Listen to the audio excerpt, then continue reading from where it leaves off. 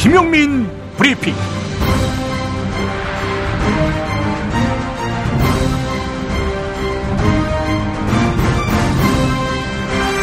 2017년 3월 22일 수요일입니다.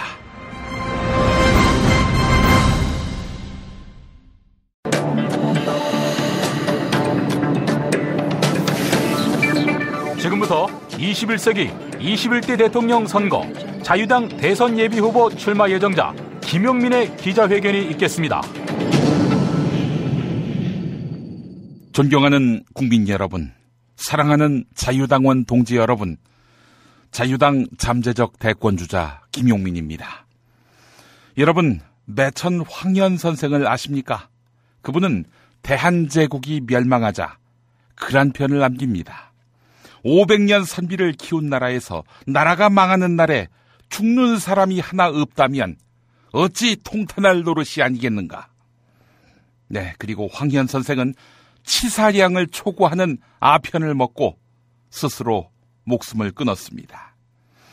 그렇습니다. 황현 선생이야말로 진정한 보수입니다. 국가주의자라는 비난과 조롱을 당해도 자기 나라, 자기 민족의 자존심과 일체화할 수 있는 자, 그가 바로 보수입니다. 그런데 오늘날 보수로 평가받고 있는 자들은 어떻습니까? 구한말까지 중국의 신하국가로서 머리를 조아렸고 일제강점기 때엔 일본 제국주의를 찬양하며 미군정 시기 이후로는 미국에게 굴종하고 있습니다. 군사주권을 미국에게 넘기자던 정권은 보수, 도로 받아오자는 정권은 진보. 무엇가 거꾸로 돼도 한참 거꾸로 된 거 아닙니까? 제 이 말이 국수주의, 전체주의를 하자는 말로 들리십니까? 아닙니다. 군사주권을 미국에게서 돌려받아야 합니다. 자신에게 경제적으로 복속되기를 원하는 중국과도 분명한 선을 그어야 합니다. 전쟁과 분단의 책임은 분명히 있지만 끝내 같이 가야 할 한민족 북한과는 더 이상의 대결을 끝내야 합니다. 그래서 주권 국가로서의 기본을 바로 세우는 나라, 그런 나라의 토대 위에서 보수는 새 출발할 수 있습니다. 더 이상 늦어져서는 안 됩니다. 함께 주권국 대한민국의 토대를 바로 세우고 동북아시아의 중심이 되는 국가로 도약합시다. 김용민이 함께하겠습니다. 김용민 예정자님, 그러면 우리는 이제 무엇을 해야 합니까? 네, 광고를 들어야죠. 야, 너 홍어 판다 그랬지? 팔지. 근데 홍어가 진짜 그렇게 몸에 좋아? 아니, 끝내준다니까. 우리 엄마 관절염인데? 홍어. 나 숙취는? 홍어. 마누라 다이어트를? 홍어. 큰 이모 변비? 홍어. 작은 형 소화불량은? 홍어. 여동생 피부? 홍어. 큰 누나 주름? 홍어. 명절 때 선물은? 홍어라니까. 근데 비싸지? 별나 싸고 열나 맛있는 홍어가 있다니까. 어디? 알싸한 홍어. 네이버 검색창에 알싸한 홍어를 검색하시고 1599-6456.com 혹은 1599-6456 전화주문도 가능합니다. 하나 더, 알싸한 홍어는 진공포장 택배 배송 판매하며 직접 개발한 특제 소스를 서비스로 드립니다. 충남 금산의 넓은 인삼밭, 정성농장을 일군 농부아버지 이정열 씨. 자연은 노력한 만큼 내어준다. 그 자연의 마음을 알기에 정성농장을 더불어 일구는 아들 이성규 씨도 아버지에게 배운 것처럼 정직하고 또 성실하게. 정성농장 홍삼은 인삼 재배부터 가공 판매까지 모두 책임지고 있습니다. 그래서 대한민국 1등 품질을 자부합니다. 검색창에 정성농장 홍삼을 검색해주세요. 정성농장 홍삼. 전화문의는 010-9754-6972. 이놈의 뱃살 맞는 옷이 없네. 애돌보랴 일하랴 살 뺄 시간이 없어. 다시 날씬해지고 싶어. 다이어트 전문 쇼핑몰 비타샵에서 국내산 동결건조 생식과 통곡물의 3가지 단백질 그리고 비타민 미네랄을 더해 만든 다이어트 전용 그린 스무디를 추천합니다. 이걸 어떻게 하는 거죠? 하루 한두 끼 맛있고 든든한 비타샵 스무디로 바꿔 드시면 됩니다. 1522 1522-6648, 1522-6648 혹은 비타샵을 검색해주세요. 팟캐스트 청취자분들께는 그린 스무디 한 포를 보내드립니다. 여성 여러분, 골반이 삐딱하면 허리가 아파요. 아랫배가 나와요. 골반이 바로서야 건강도 아름다움도 바로섭니다. 바디로직을 입으세요. 토크밴드의 입체적인 탄력이 틀어진 골반을 바로잡습니다. 간편하고 확실한 골반 교정 타이즈 바디로직. 삐딱한 남성 골반에도 역시 바디로직. 바디로직의 효과를 못 느끼셨다면 100% 환불해드립니다. 자세한 환불 조건은 홈페이지를 참조하세요. 모두가 건강하고 행복한 세상을 위한 나눔의 가치. 의료비 걱정 없는 건강하고 아름다운 사회를 위해 바디로직은 아름다운 재단과 함께합니다. 고품격 찌라시 송명훈 한중경제연구소장이 함께합니다. 한중경제연구소 송명훈 소장 함께합니다. 찌라시님. 네, 안녕하십니까. 예, 더불어민주당의 이 대선 경선인단 모집이 마감됐습니다. 네, 뭐 정확하게 아직 집계는 안 됐습니다만 200만 원 문안이 넘긴 걸로 예. 추산이 되고 있기 때문에 굉장히 성공적인 이벤트가 네. 이제부터 시작된다고 봐야 되겠죠. 예. 뭐 솔직히 저희가 이제 마감 시간 이전에 녹음을 하는 거라 정확한 참여자 수를 말씀드릴 수가 없는 점이 있습니다만은 여간 200만이 넘었습니다. 뭐 이 정도면은 역선택 걱정은 안 해도 되는 거 아닙니까? 지금까지의 어떤 지지자층의 비율로 봐서는요. 문재인 측 이제 아무래도 그쪽 지지자들 쪽에서 나온 얘기로는 최소 61%에서 55% 이상의 어떤 그 지지층을 확보를 했고 예. 만일 역선택이 들어올 수 있는 경우를 감안하더라도 문재인 후보 측이 최소 49.5%에서 51% 이상의 득표율을 확인했다. 예. 이길 수 있다라는 자신감을 보이고 있더라고요. 49%로 만약에 나온다면 참 얄궂은 거 아닙니까? 1차에서. 그러면은 이제 결선 가야 되는 것이고 결선에서 뒤집히는 것은 아닌가. 이 경우의 수는 어떻게 상정할 필요가 없나요? 저는 전혀 상정할 필요가 없다고 봐집니다. 이번 선거가 이제 한 번에 끝나는 것이 아니고 세 차례에 거쳐서 이제 지역 순회 투표를 하게끔 돼 있는데요. 예. 이제 가장 먼저 있을 그 25일부터 26일 날까지 호남 지역에서의 ALS 투표하고 예. 27일 날에 그 오프라인 투표를 통해 가지고 어느 정도의 호남 안에서의 그 대세론에 대한 론이 나온다고 치면 예. 거기서 나타나는 표심이 그대로 나머지 지역에서 좀 더 이제 가중치로 반영이 될 가능성이 높습니다. 예. 쉽게 말해서 될 사람한테 밀어주고 초반에 페이스를 잃어버린 후보에 대해서는 갈수록 지지율이나 투표율이 떨어지게 되는 경향을 보이기 때문에 첫 번째 선거에서 50%에 근접하는 어떤 지지율을 문재인 후보가 받아낸다고 하면 무난히 1차에서 경선을 통과하지 않을까 하는 예상을 하게 되네요. 아, 예. 밴드웨건 효과가 상당한 힘을 얻을 것이다. 네, 그렇습니다. 그렇기 때문에 사실상 그 27일날 완료되는 호남 경선이 이번 경선에 거의 뭐 50% 이상을 좌우한다고 볼 수 있고요. 현재 뭐 200만 정도의 그 투표인단으로 감안했을 때 호남 쪽, 그러니까 전남북을 포함한 투표인단이 45만이 넘었다고 지금 집계가 되고 있습니다. 예, 예. 그러니까 전체 11%가 넘는 수치거든요. 전체 선거인단이 2천만이면 4천만 유권자로 따지고 보면 이제 5% 정도에 해당하는데, 예. 호남 유권자가 그 중에 또 10%를 차지하고 있다는 것이죠. 특히나 호남은 그나마 문 후보가 지금 가장 고전할 것으로 예측이 돼 있는, 그리고 역선택이 가장 많이 일어날 수 있을 것으로 예측이 되는 지역인데요. 예. 현재까지 구도를 보게 되더라도 광주가 이제 46대 26대 16, 그리고 전남이 43대 22대 11, 그리고 전북이 51대 19대 12 이 정도의 그 수치를 보여주고 있습니다. 예. 그렇기 때문에 이 수치가 그대로 반영된다고만 하더라도 뭐 문재인 후보의 과반 당선은 무난하지 않을까 하는 예측이 일어나고요. 예. 실제 이제 언론이라든지 최근에 어떤 그 여러 가지 잡음 안에서 일으키는 호남의 반문 정서라고 하는 게 막상 그 투표 지지자들 층에서 이거를 개봉을 해 보면 예. 그렇게 그 심각한 수준의 문제가 아니다 하는 걸 볼 수가 있거든요. 실제로 한겨레가 호남 지역 주민들을 만나 봤는데 뭐 최근에 그 전두환 표창 발언 뭐 이런 것들은 크게 뭐 영향이 없다라는 식으로 이야기하는 분들이 다수였다고 하더라고요. 네, 언론이 뭐 굉장히 그 부분에 대해서 부각을 시키려고 노력은 했으나 오히려 미필자였던 두 후보의 어떤 정당성만 더 깎아버리는 그런 이제 역효과를 낸 거고요. 기본적으로 대한민국에 있는 그 유권자의 50%가 남자고 예.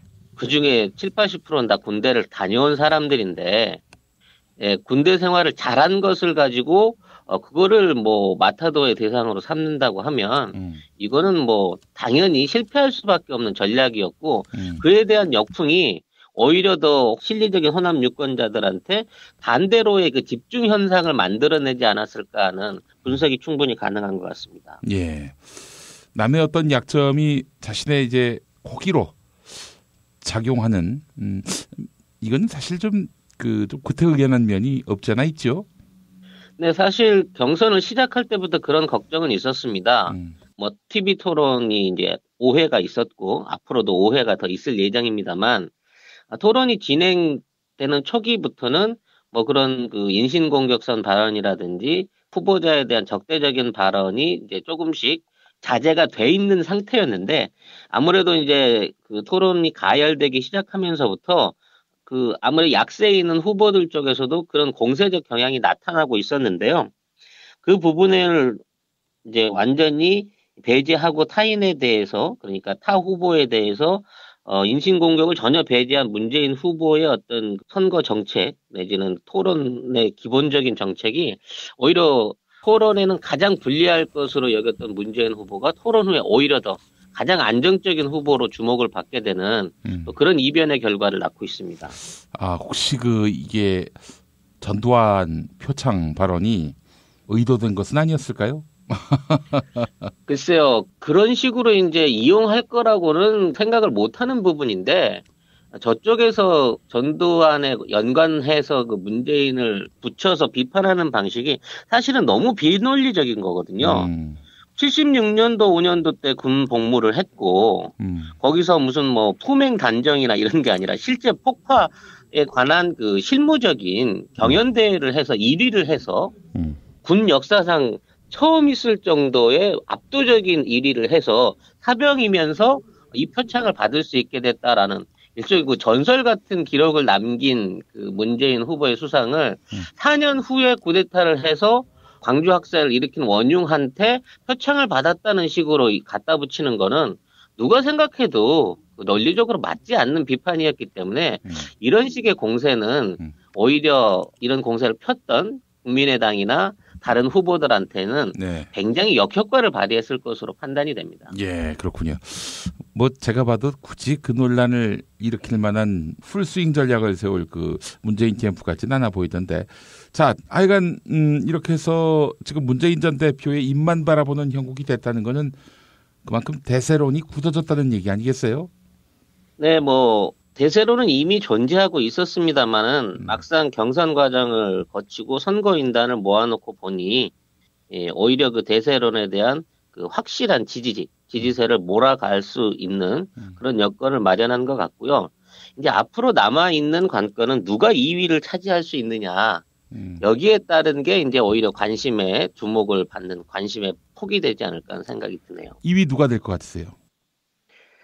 저는 개인적으로 이재명 후보가 오히려 더 우세하다고 보고 있습니다. 아니, 여러 조사를 보면은 안희정 후보로 이렇게 나와 있지 않습니까? 또 요즘 안희정 후보는 또 상승세를 타고 있는 것 같은데요. 글쎄요, 안희정 후보가 지금 부족한 부분은 온라인 당원이라든지 지지자층을 모아들이는 활동 안에서 지금의 이재명이나 문재인 후보에 비해서 훨씬 뒤떨어져 있는 게 보입니다. 그러니까 온라인 투표를 모을 수 있는 SNS 활동이라든지 뭐 이런 그 지지자들층 안에서의 결합력이 이재명 시장의 손가락 혁명 팀들이 훨씬 더 문재인 후보보다는 못했지만 안희정 후보에 비해서 월등하게 많은 그 지지를 끌어낸 것으로 판단이 되고요. 네. 그런 선 안에서 전체를 100%로 본다고 하면 온라인 ARS 투표 안에서 약 55대 36대 한 15 정도로 안희정 후보를 12, 3% 이상 앞설 걸로 지금 예상이 되거든요. 아니, 근거가 있습니까? 온라인 지지층 안에서의 후보 적합도에 대한 통계가 나와 있습니다. 그래서 전체적으로 계산을 했을 때 예. 뽑혀있는 선거인단 안에서의 예상 수치는 53대 20대 19로 거의 오차범위 안에서의 지지율 차이를 보이고 있고 예. 그동안에 그 안희정 후보의 계속됐던 어떤 그 발언의 문제성이라든지 대연정부터 시작해서 네, 그리고 안희정 후보가 갖고 있는 지지층이 문재인 후보와 상당히 겹치기 때문에 정식 투표에 들어가게 되면 대세론에 따라서 안희정 후보의 그 지지층 중에 숨어있던 사이 문재인 같은 사람들이 오히려 문재인 후보 쪽으로 결합하게 되는 결과를 낳게 된다고 하면 오히려 이번 2위 싸움 안에서는 이재명 후보가 조금 더 유리하지 않을까 하는 개인적인 생각을 지금 갖고 있습니다. 네, 이건 역시 가정이기 때문에 가정에 가정을 더하는 것은 무리인 줄 압니다만은 만약에 이재명 시장이 우리 찌라시님 말씀대로 2등이 된다면 그 차후에 차차기 대선 구도에서 상당히 유리한 고지를 점한다고 봐야 되는 거 아닙니까? 이제 이번 선거 구도에 따라서 안희정 후보나 이재명 후보의 지방선거 때 행보가 어떻게 바뀔 것인지가 문제가 되겠죠. 네. 이 두 후보가 차기 대권에 대한 어떤 그 야망을 가지고 정치 행보를 펼쳐나가기 위해서는 다음번 선거 때에는 지자체 선거가 아닌 국회의원이라든지 아니면 관료로서의 입각을 해서 본인의 능력을 증명하고 또 자신의 어떤 당내 세력을 구축해야 되는 숙제를 안고 있는 것이거든요. 예. 그렇기 때문에 이번에 그 2위 선정이 누가 되느냐에 따라서 둘 중에 한 사람은 어떤 차기 대권 구도 안에서 뒤로 상당히 밀리게 되는 결과를 낳게 될 것이고 그렇게 되면 아마 지는 분은 지방선거 출마를 지속해 나가는 방향으로 가게 될 것이고 이긴 분은 이제 중앙정계로 진출하는 노력을 하지 않을까 하는 그런 변화는 예상해 볼 수 있을 것 같습니다. 예, 그렇군요. 만약에 안희정 지사가 3등이 된다면은 계속 충남지사에 도전할 것이고 이재명 시장은 이제 성남시장 3선을 노리지 않고 이제 중앙정계 당으로 들어올 가능성 또는 입각할 가능성이 있어 보인다 이 말씀이죠? 네, 그렇습니다. 그렇군요. 아니 안희정 지사가 일반의 인식과는 다르게 온라인이나 민주당 내의 적극적 지지층들 또 오피니언 리더들 사이에서는 2등이 유력하다. 여론과는 달리 기적적인 결과를 내놓을 것이다. 이렇게 보는 사람들을 제가 지금까지 한 4명 봤습니다. 우선 저도 그렇게 보고 있고요. 그리고 이 사람이 끼어들어서 상당히 좀 신뢰도가 떨어지는데 정영진 씨라고 네네. 정영진도 끼어드는데 우리 송명훈 소장님도 이재명 시장의 2위 가능성을 예견한 걸로 봐서는 다시 또 신뢰도가 높아져 가고 있는 향상입니다. 예, 농담인데. 네, 저도 농담으로 하나 던지자면 제가 그러한 가정을 할 수 있는 그 중요한 지점 하나가 문재인 후보가 3번이라는 거죠. 번호가. 그렇기 때문에 ARS를 돌리게 됐을 때 예를 들어 문재인이 1에 올라온다고 하면 그쪽에 표가 집중되고 그 뒤에 있는 사람들은 적극 지지층 아니면 이게 이렇게 갈등을 많이 때리게 될 거란 말이죠. 근데 앞에서 두 사람에 대한 그 언급이 있고 난 다음에 문재인 후보가 나오게 되면 적극적인 그 안희정 후보 지지층, 이재명 후보 지지층 이외에 문재인 후보 지지층 안에서도 어느 정도 양쪽으로 건너갈 수 있는 가능성이 높다고 봐야 되는데요. 저는 그런 경우가 생긴다 그러면 현재까지는 이재명 후보에 대한 어떤 그 민주당 지지 세력들의 이번에 이제 등록을 했던 선거인단 안에서의 지지도가 상당히 높게 나오고 있다는 면에서는 의외의 이재명 돌풍이 있을 수 있다라고 예상을 하고 있습니다. 예. 자, 만약에 이제 문재인 전 대표가 1위가 된다면, 그래서 더불어민주당 대선 후보가 된다면 대진표가 어떻게 짜여질 것 같습니까? 본선은 기존에 나와 있는 한국당이라든지 다른 당 쪽에서는 단독 후보로 끝까지 대선을 이어가지는 못할 걸로 보이고요. 그래요? 예. 이미 이제 홍준표가 그 한국당의 대세론으로 등장을 하고 있는 이상 네. 홍준표의 본선 경쟁력은 너무 보잘것없는 수준이 될 것이고 지금 바른당 안에서도 뭐 유승민과 남경필 지사 둘 중에 한 사람이 된다고 하더라도 그들이 단독으로 후보를 유지해서 끝까지 몰고 가기에는 어느 정도 좀 한계가 있어 보입니다. 그래서 어떤 형태로는 통합이 있을 것으로 보이고 그 통합의 과정에 안철수 후보, 국민의당 후보가 아직은 결정이 안 났습니다만 안철수 후보 또는 기타 다른 그 후보가 올라오게 됐을 때 연합 가능성 이것이 오히려 더 그쪽에 더 방점을 둬야 되지 않을까 싶은 생각이 드네요. 현재까지의 지지율이 너무 낮습니다. 실제 지금 보도를 보니까 득표율 15%를 넘어야 선거 비용을 보전받지 않습니까? 네네. 그런데 지금 뭐 자유당도 바른정당도 그리고 국민의당도 이건 뭐 자신을 못하는 형편이에요. 15% 단독으로 득표율을 얻는다는 것이. 그래서 3당이 연대할 가능성도 지금 배제할 수 없다는 보도가 나오고 있는데 이렇게 된다면은 안철수 국민의당 전 공동대표가 공언한 대로 문재인 안철수 양자 구도가 실현될 가능성도 있습니까? 반반이라고 생각을 합니다. 왜냐하면 안철수 후보가 지금의 그 바른당이나 한국당을 끌어안기에는 그 사람이 주창해왔던 새정치에 대한 너무 그 화학적인 갭이 다른 거거든요. 그렇죠. 그러니까 물리적으로 결합할 수는 있을지 몰라도 이 세 당이 화학적인 결합을 통해서 어떤 공동 전선을 만들어간다 이거는 야합 말고는 다른 단어를 붙일 수가 없는 겁니다. 그렇죠. 예. 그런 전통성 없는 정당으로 또 그런 정당을 위시로 해서 후보로 나오게 된다면 또 민심에 엄청난 폭격을 받게 될 거고요. 그건 차라리 셋이서 완주하는 것보다 합쳤더니 더 모질해더라라는 결과를 만들어낼 수도 있는 거거든요.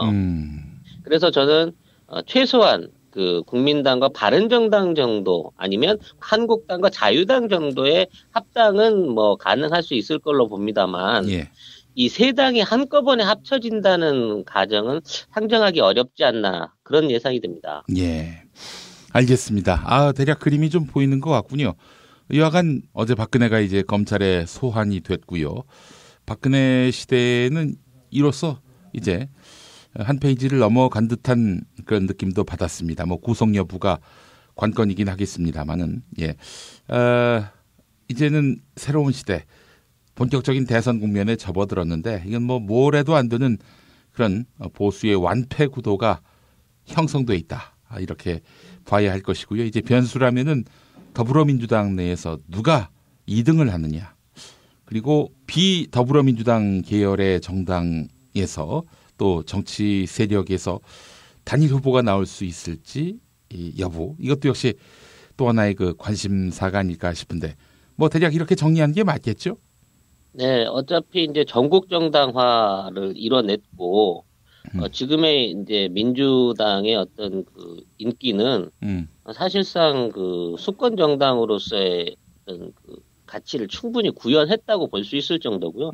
사실 그 4천만의 유권자 중에 200만의 그 자체적인 그 지지 유권자를 모아서 정치적 실험을 할 수 있다는 이 얘기는 이 안에서 도출될 수 있는 표본 안에서의 지지율이 거의 전국민 지지율과 마찬가지라고 볼 수 있는 그런 그 가능성이 있기 때문에 전국민 지지율? 네, 왜냐면 200만 명 이상의 표본을 놓고 우리가 여론조사를 해보거나 거기에 대한 지역적인 여론이라든지 지지도를 조사해본 바가 없지 않습니까? 그렇죠. 예. 여기서 나타난 지지율 도표가 본선에 들어갔는데 전혀 엉뚱하게 나타난다는 것은 통계학적으로 있을 수 없는 얘기고요. 예.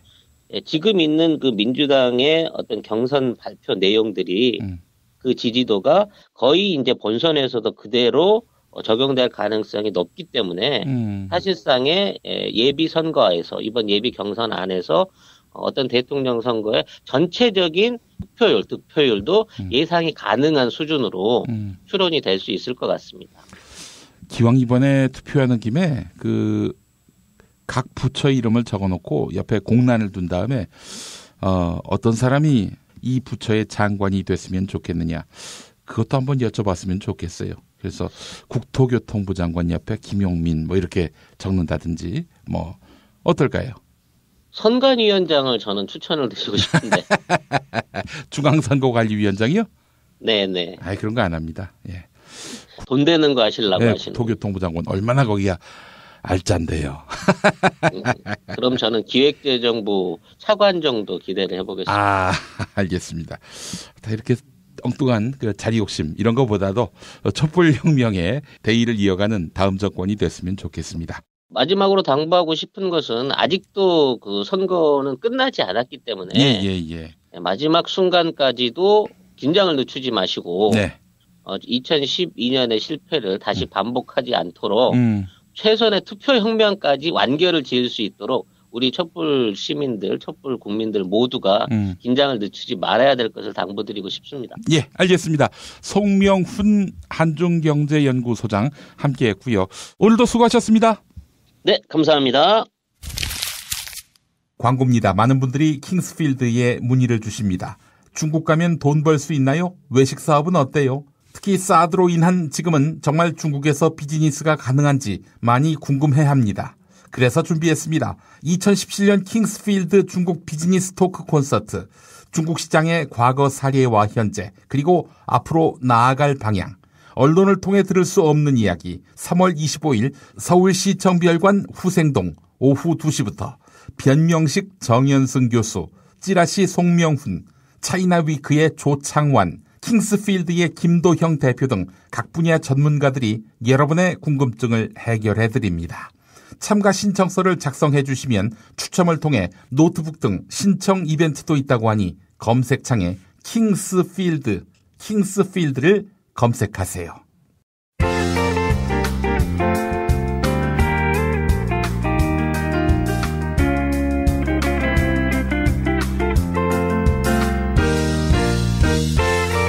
여러분 안녕하십니까? 지금부터 전국 16개 시도교육청과 무관한 2017학년도 뉴스 듣기 능력평가를 시작하겠습니다. 수험생 여러분께서는 팟캐스트의 음량을 알맞게 조절하여 주시기 바랍니다. 모든 문제는 한 번씩만 들려드리니 잘 듣고 지시에 따라 물음에 답하시기 바랍니다. 이제 시작하겠습니다. 피의자 박씨, 서울중앙지검 나갔던데 박수 부대가 없어서 썰렁했겠구만. 파면돼도 삼성동에서 우렁찼던 환호. 어때? 썰렁한 분위기 많이 어색했겠어. 국민 여러분께 송구스럽게 생각합니다. 성실하게 조사에 임하겠습니다.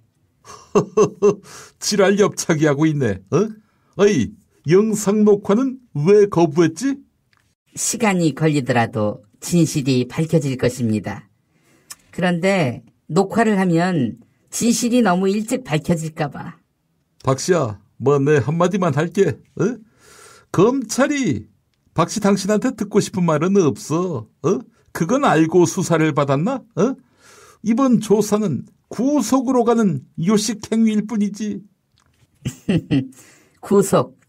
말이 참 쉽군요. 뭐 그러기에 14가지나 책이 잡히나. 잘했어야지. 그나저나 박씨, 식사는 하셨을까? 아! 씹새끼, 응? 기어 올라도 적당히 올라야지. 야, 자범한테 물어보는 식사는 하셨습니까? 이걸 나한테 물어? 어이 씨발, 코피나네. 뭐 그니까 본인은 자범이 아니시라는 말씀.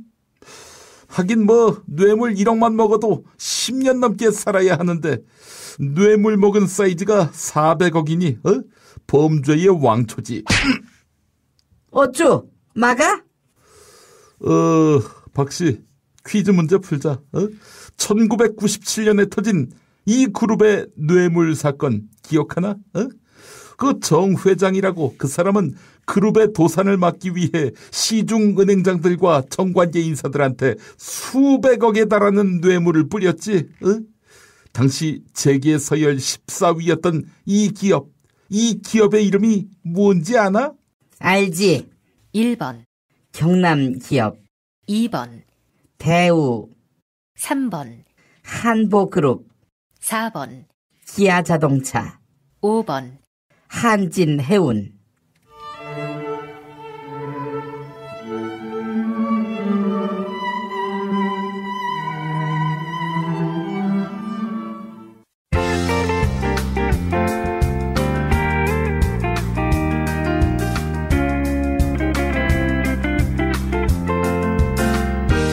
수고하셨습니다.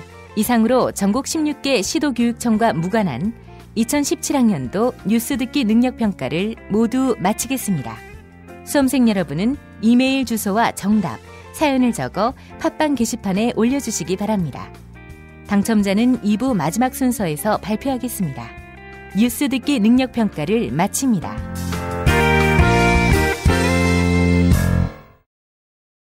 오인용의 만담가문 극장판 대개봉! 비급을 갖는 자, 무림을 평정할지 미친놈, 웃는 놈, 이상한 놈의 비급 쟁탈자. 그말 땡겨! 시저대지 말고 당장 여기서 꺼져! 오인용의 극장판 삐들이 코믹 액션. 웃지마 이씨! 만담 강호 3월 22일 대개봉. 씨발 청소년 관람 불가야. 정권 교체를 함께 염원하는 판촉물 쇼핑몰 네피알 기념품, 답례품, 기왕이면 네피알로 인터넷 검색창에 입력하시거나 032-519-4800으로 전화하세요. 카카오톡 아이디는 네피알. 현대인의 몸에 있는 독, 어떻게 치유할까요? 아로니아라는 열매에 강력한 효과가 있습니다. 검색창에서 장봉근 아로니아를 찾으시고 1522-1194로 하시면 됩니다. 전문가의 시각으로 세상을 보여드립니다. 뉴스의 정석. 국민대학교의 학칙 개정이 논란에 휩싸였습니다. 정치적 행동과 정치적 발언을 한 교수를 면직할 수 있도록 학칙을 개정했기 때문인데요. 자, 이에 국민대 교수들과 학생들은 정치적 표현의 자유를 억압한다며 반발하고 있습니다. 자, 그래서 국민대학교 교수회장을 맡고 있는 언론학부 이창현 교수 초대해서 말씀 나눠보겠습니다. 이창현 교수님. 안녕하세요. 예, 교수님 오랜만에 뵙습니다. 네. 예. 자, 교수님, 그 학교 측이 어떻게 이런 전근대적인 방침을 학칙에 담았을까요? 네, 사실 다들 대학 캠퍼스 그러면 표현의 자유, 언론의 자유 이런 것들이 마음껏 보장되고 학문과 사상의 자유로서 새로운 어떤 가치와 철학을 만들어내야 되는 공간 아니겠습니까? 그렇습니다. 그런데 최근에 대학이 사실은 취업률 이런 잣대로 평가되다 보니까 그러한 본연의 역할보다는 학원처럼 전락하고 있다라는 비판도 없지 않아 있습니다. 예. 자, 그 점에 대해서 많은 사실 성찰들을 하고 있는데요. 이번에는 대학의 정관, 그러니까 국가로 보면 헌법이라고 할 수 있는 것인데 예. 이러한 헌법에 이른바 대학 교수의 정치 운동을 하게 되면 면직을 시킬 수 있는 조항들이 새롭게 신설돼서 문제가 되는 것이죠. 아니 구체적으로 어떤 조항입니까? 사실은 이것은 국민대학교 정관의 문제라기보다는요. 예. 대한민국의 사립학교법의 문제라고 생각이 들어요. 예. 왜냐하면 사립학교법 제58조에 보면 면직의 사유가 나와 있고요. 예. 거기서 5조의 사항이 되죠. 네. 사항을 읽어드리면 정치운동을 하거나 집단적으로 수업을 거부하거나 또는 어느 정당을 지지 또는 반대하기 위하여 학생을 지도, 선동할 때 면직 사유가 된다는 것입니다. 예. 그런데 이때 정치운동을 하거나라는 게 이제 문제가 되는데요. 이게 and 그리고가 아니라 또는 이렇게 되는 거여서 정치운동만 개인적으로 하더라도 면직의 사유가 될 수 있을 거라는 일반적 추정이 가능한 것입니다. 그런데 정치운동 이 방송을 듣는 분들은 어떻게 생각하실지 몰라도 사실은 일반적 사회운동이라고 할 수 있는 그 세월호 문제를 제기한다든지 또 뭐 여러 가지 4대강 문제를 제기한다든지 예. 또 촛불 시민들이 광화문 광장에서 뭐 대한민국은 민주공화국이다라고 외치는 그러한 모든 것들을 사실 정치 운동이라고 할 수 있지 않겠습니까? 그렇죠. 또 사회 운동도 일정 부분은 정치적 어떤 성향을 갖고 있는 것이기 때문에 자칫 일반적인 사회 운동을 하고 거기에 대해서 교수님들이 표현의 자유로 정부를 비판하거나 또는 정당을 비판하는 행위를 할 수 있을 거거든요. 근데 그럴 때 그런 것이 자칫 이런 사립학교법의 면직의 사유에 포함돼서 대학의 정관이 적용되다 보면 대학에서 사실은 교수님들의 사회 참여를 빌미로 해서 예. 면직을 시키게 되는 결과가 초래될 수 있다. 예. 그렇게 되면 대학이 자유로운 표현의 자유의 공간이 되지 못하는 아주 부정적인 효과를 낳을 것 같아서 걱정이 됩니다. 아유, 지난 세월에 민주화 운동에 요람하면 대학이었는데 그 대학의 그 민주화 운동에 대학의 그 역할과 또 대학의 공헌 이 모든 것들을 다 부정하는 그런 규제가 될 것 같은데요. 그렇습니다. 사실 대학의 문화 그러면 대안 문화다. 예. 또는 기존의 대중문화가 갖지 못한 어떤 새로운 사회적 가치와 새로운 사상 이런 것들이 잉태될 수 있게 만들어줘야 되는 거 아니겠습니까? 그렇습니다. 또 그리고 우리의 80년대 대학 캠퍼스는 사실 민주화의 요람이었고 새로운 가치를 만들어내는 되게 중요한 6월 민주화 항쟁을 이끌어내는 공간이기도 하지 않았어요. 예. 그런데 이렇게 교육부를 중심으로 해서 사립학교법이 개정되고 그리고 대교련 등 일반 학교 어떤 조직에서 이런 것들을 관철하다 보면 예. 사실은 이러한 것들이 박근혜 탄핵을 초래한 현재의 정부의 어떻게 보면 잘못된 정책적 방향을 예.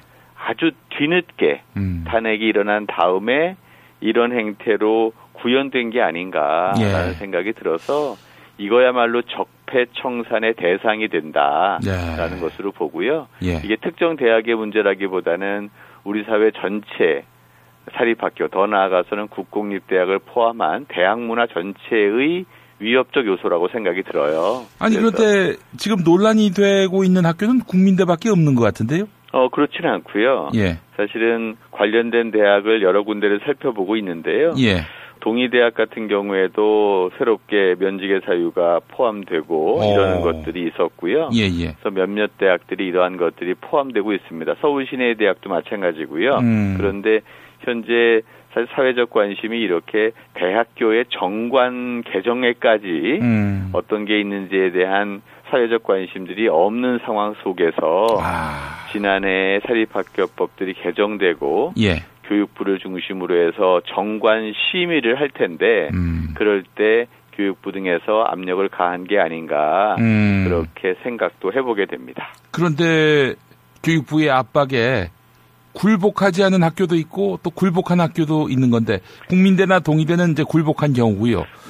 굴복이라고 얘기하면 사실은 상당히 강한 표현인데요. 예. 우리가 이대 사태를 보아도 아시겠지만 예. 사실 요즘 대학이 다 국가에서 주는 공모 사업이라든지 이런 것들에 목을 메고 있는 상황 아니겠습니까? 그렇습니다. 예. 그러다 보면 총장 등 처장 이하 모든 교수들이 예. 사실 정부 당국의 공모 사업에 또 여러 가지 평가에 사실 귀를 기울이거나 예. 거기에 방향에 순응하지 않을 수 없는 상황이지요. 이제 그런 상황 속에서 이렇게 정관 같은 내용들을 좀 심의하는 과정에서 예.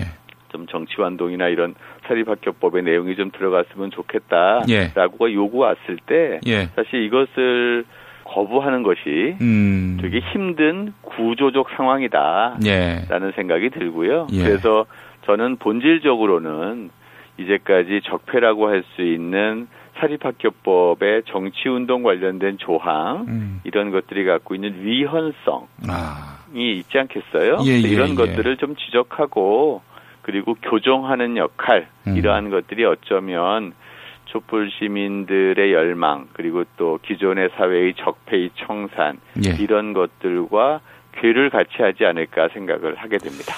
학교 측은 뭐라고 이야기합니까? 학교 측에서는 사실은 되게 이제 이걸 어려워하고 있더라고요. 학교 측에서도. 예. 보니까 이게 사립학교법에 그런 조항이 있고 정관 제정하다 보니까 옛날에는 교원의 임면, 그러니까 임명과 면직이 한꺼번에 조항으로 나와 있었었대요. 예. 이제 면직 조항을 신설하다 보니까 사립학교법에 나와 있는 면직 사유를 준용하게 되었다라고 얘기를 하더라고요. 그래서 이제 근데 그럼에도 불구하고 사립학교의 이사회가 좀 더 그 사회적인 권위와 미래의 방향을 제시하는 역할을 한다면 이런 것들에 대해서 좀 문제 제기를 했어야 되는 게 아닌가라는 생각도 아쉽게 얘기해 봅니다.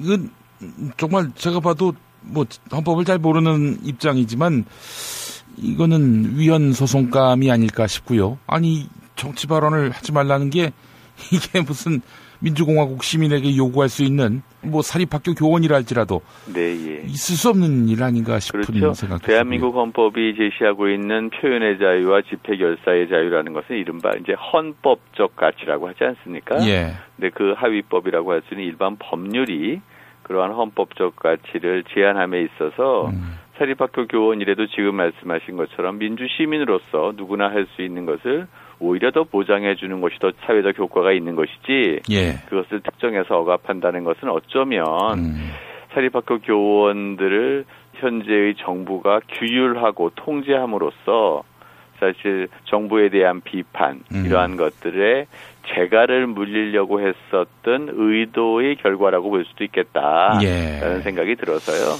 이것을 사회적 이슈로 좀 만들고 또 위헌적 내용에 대해서는 교정하는 그런 역할을 기울여야 할 것 같습니다. 국민대만의 일은 아니다. 네, 맞습니다. 모든 사립학교들에게 교육부가 일률적으로 하도록 압박한 지시한. 뭐 교육부가 일률적으로 압박했다기보다는 그러니까 현재의 상황에서 그 사립학교법이라는 게 이제 법률적인 이제 명제로 나와 있고 일반 사립학교의 정관들은 이 사립학교법을 따라서 정관 심의를 받게 돼 있거든요. 그러다 보면 사립학교법에서 사실은 좀 악용의 소지가 있는 것들이 자기도 모르게 또는 이렇게 스며들 수 있다라는 생각이 들어서요. 일단 상류의 물부터 깨끗하게 해야 되지 않겠어요? 그래서 사립학교법 교정하고 그리고 잘못된 정관들이 있다면 각각의 개별 학교에서 나름대로 수정하고 대안을 마련해야 되는 것이다라고 보는 것이죠.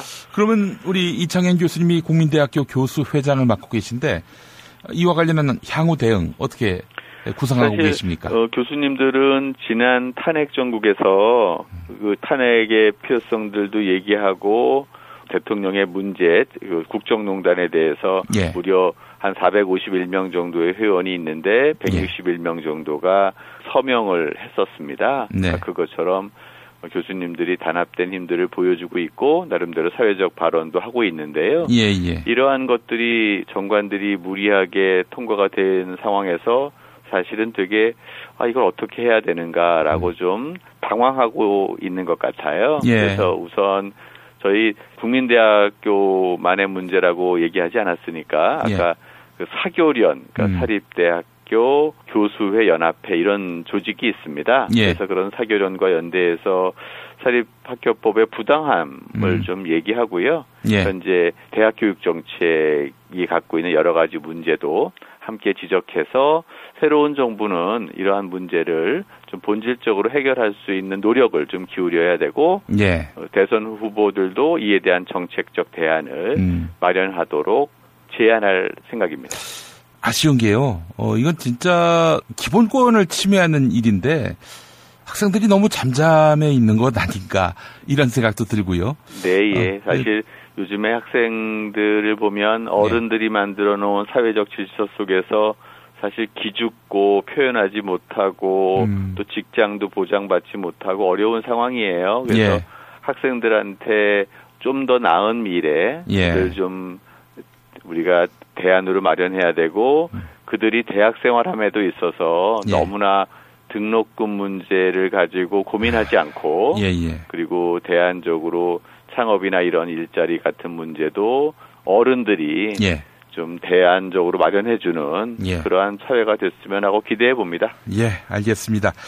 앞으로의 사후 행동, 실천 항상 지켜보겠습니다, 교수님.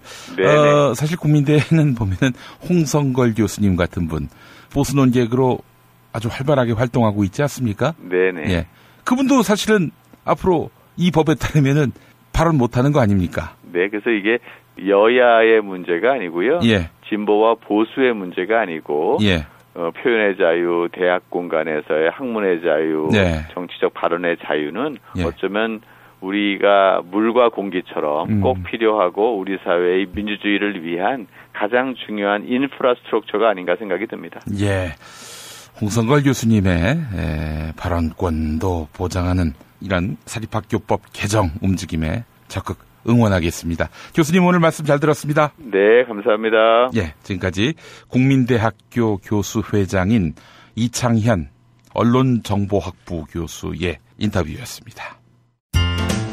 살이 꽉 찬 데다가 맛까지 끝내줘. 일본 바이어들이 환장하며 찾는다는 최고급 러시아 냉동 대게. 네이버 카페 대게 직거래 장터에 들어오셔서 선택하세요. 1644-9047. 참치의 맛은 좋은 참치가 좌우합니다. 구이동 대양 참치가 그렇습니다. 무한 리필에 더한 무한 감동. 직접 경험해보세요.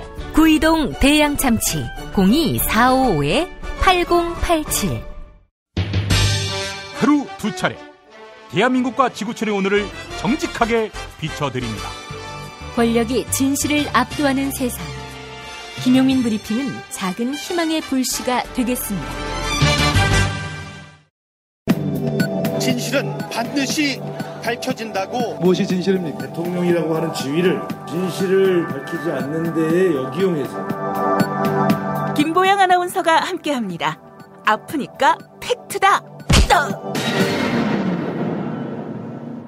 안녕하세요. 김보영입니다. 아프니까 팩트다로 이어갑니다. 홍준표 경남지사가 자유한국당 대선 후보 경선에 나섰습니다. 홍준표 지사가 자유한국당의 대선 후보로 낙점된다면 지사직을 내려놓아야 하는데요. 홍준표 지사의 원래 임기는 내년 6월까지로 선거법상 임기가 1년 이상 남으면 보궐선거를 치르게 돼 있습니다.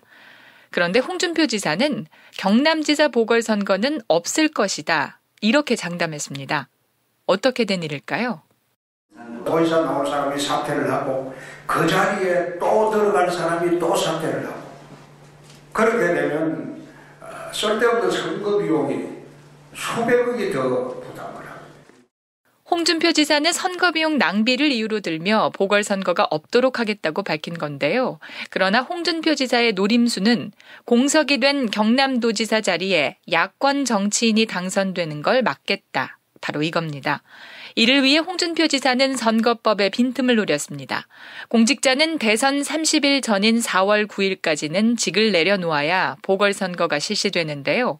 홍준표 지사는 4월 9일에서 10일로 넘어가는 자정 직전 사직서를 내고 경남부지사가 자정이 지나 선관위에 이를 통보한다는 것입니다.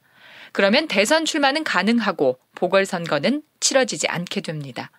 더불어민주당 정영훈 경상남도당 위원장은 홍준표 지사의 행태를 다음과 같이 비판했습니다. 지금까지 수십 년간 보궐선거가 이어져 왔지만 홍 지사와 같은 이런 꼼수 발상을 하는 사람은 아무도 없었습니다. 1년 넘게 도지사 자리를 비워두겠다는 홍준표 지사. 홍준표 지사는 불법 정치자금 1억 원을 받은 혐의로 재판을 받고 있는데요. 헌정사상 초유의 대통령 보궐선거에서 불법 정치자금 수수 혐의의 후보가 꼼수를 부리고 있는 것입니다. 지금까지 아프니까 팩트다였습니다. 금방 줄까 은방 줄까 아니면 동방 줄까? 그런 거 말고 중개수수료 없는 직거래방으로. 아이 그럴 거면 피터팬의 좋은 방 구하기 가서 알아보아. 그런데 직거래 불안하지 않나요? 걱정 마세요. 피터팬이 지켜드립니다. 피터팬의 좋은 방 구하기에서 안심 직거래 서비스를 이용해보세요. 실제 소유자와 계약하는 건지 이중계약은 아닌지 등의 문제는 물론 집주인이 보증금을 안 돌려주면 나 대신 소송까지. 우와, 진짜요? 그뿐만이 아닙니다. SNS 공유만 해도 내 방에 권리 침해는 없는지 융자는 얼마나 있는지 모두 알 수 있습니다. 수수료 없는 부동산 피터팬의 좋은 방 구하기. 야, 딴지마켓 좀 봐봐. 이담채 김치 게시판 지금 보고 있어? 왜요? 뭐가 문제 있나요? 야, 어떻게 하나같이 맛있다, 예술이다, 감탄했다, 물건이다, 또 재주문했다 이런 글만 올라올 수 있지? 이거 공작의 냄새가 나지 않아? 아무래도 그런 것 같아. 이담채 김치 게시판에 작전 세력이 개입한 거 아닐까요? 그럴 리가요. 이담채 김치는 맛있는 김치 말고는 따로 자랑할 게 없습니다. 드셔보시고 판단하세요. 포털 사이트에서 이담채 김치. 주문 전화는 1544-4586. 1544-4586. 술자리 많은 연말연시, 가뜩이나 속상한 세상. 새싹당 콩차를 선물하세요. 가격이 착해서 김영란법에 저촉되지 않습니다. 새싹당 콩차는 남자를 위한 차. 서면보고용으로 아주 좋습니다. 서면보고용. 에? 서면보고. 전창걸닷컴에서 구매하세요. 전화문의 070-8635-1288, 070-8635-1288. 배고픈데 춘천 닭갈비 먹으러 갈까? 춘천 닭갈비 맛을 원해? 그러면 킹 닭갈비지. 킹 닭갈비? 그럼 남녀노소 누구나 춘천 사람마저 그 맛에 반했다는 킹 닭갈비. 요리하기 번거롭지 않아? 봉지 뜯고 그냥 볶아 먹으면 돼. 야채를 더 넣으면 맛이 끝내주고. 오늘 우리 집에서 닭갈비 먹고 갈래? 아이, 몰라. 하트 뿅뿅. 깨끗한 국내산 닭만 씁니다. 그래서 최고의 맛 킹 닭갈비. 국내 최초 짜장맛, 파스타맛 킹 닭갈비도 출시됐습니다. 전화 주문은 032-556-3770, 032-556-3770. 민중의 소리 이완배 기자와 함께하는 경제의 속살. 이완배 기자 만나보겠습니다. 이완배 기자님. 네, 안녕하십니까. 예. 홍석현 중앙일보 JTBC 전 회장의 사퇴. 네. 사실은 기업인 아닙니까, 홍석현 씨가? 그렇죠. 네, 네. 기업인이 언론을 한다는 것도 참. 거기서부터 웃기죠, 이미. 네.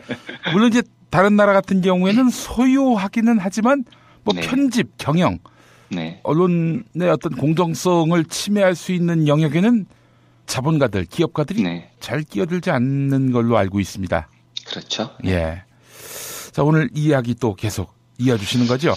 예, 그러니까 어제 이제 홍석현 아버지 홍진기에 대해서 주로 말씀을 드렸으니까요. 오늘은 홍석현에 대해서 여러 가지 에피소드를 소개를 해드리려고 합니다. 예. 근데 이 말씀 드리기 앞서서 저도 이제 낮에 김용민 PD님께 들은 이야기인데 예. 홍석현의 회장직 사태가 대권 출마 이런 이유가 아니고 일전에 한번 소개를 해드렸던 분노한 이재용이 홍석현을 잘랐다. 지금 이제 이런 설이 있다고 김 PD님께서 저한테 알려주셨죠. 그래서 저도 요 몇 시간 동안 그런 얘기들을 쭉 좀 찾아봤는데요. 요 얘기를 먼저 잠깐 드리겠습니다. 예. 아주 외형적인 확률만 보면은요. 분노한 이재용이 홍석현을 잘랐을 확률은 낮습니다. 외형적으로는요. 예.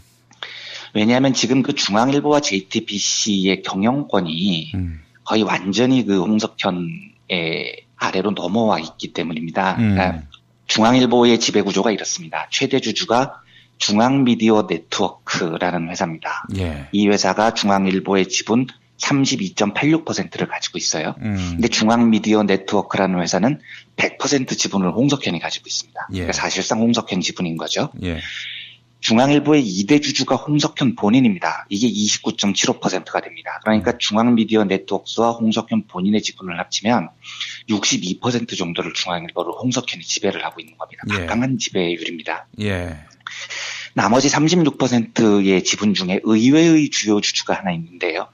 CJ 올리브 네트워크스가 여기에 들어와 있습니다. 지분을 한 18% 정도 가지고 있어요. CJ도요?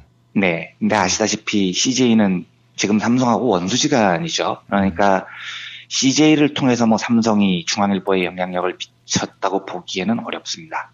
그리고 이제 나머지 한 16%가 소액주주들인데 이름이 안 나와 있어요. 그런데 이 소액주주 지분 전부를 삼성이 좌우한다고 쳐도 중앙일보에 삼성이 영향력을 미치기에는 16%는 너무 작습니다. 홍석현을 자르기에는 좀 무리 있는 지분인 것처럼 보이죠. 예.